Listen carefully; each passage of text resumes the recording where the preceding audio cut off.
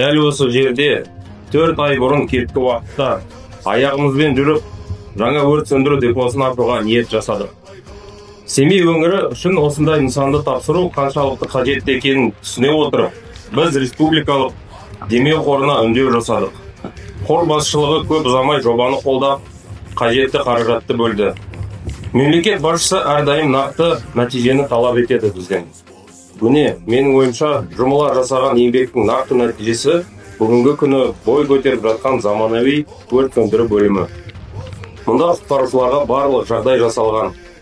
Біздің талаптарға толықтай сай келеді.